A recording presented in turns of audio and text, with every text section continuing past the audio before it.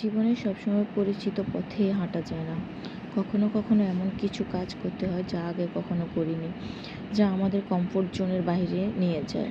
কিন্তু ঠিক এই সময়গুলোই আমাদের সবচাইতে বেশি শক্তিশালী করে তোলে, তাই না? নতুন কিছু করা মানে নতুন চ্যালেঞ্জ নেওয়া নয়, বরং নিজেকে আরও ভালোভাবে চেনার সুযোগ পাওয়া।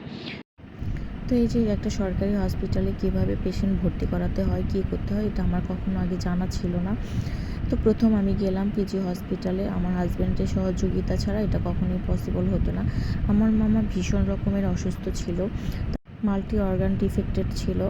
বিশেষ করে তার কিডনিতে প্রবলেম দেখা দিচ্ছিল। তো হঠাৎ করে আমাদের মনে আসলো আমাদের একজন পরিচিত ভাইয়া আছে, যার সাথে কিডনি বিভাগের একজন ডক্টরের খুবই ভালো সম্পর্ক। তো ওনাকে নিয়ে এই যে আমার হাজব্যান্ড দৌড়াদৌড়ি করছে, এবং ওনার হেল্প ছাড়া আসলে এগুলো কিছুই করা পসিবল হতো না।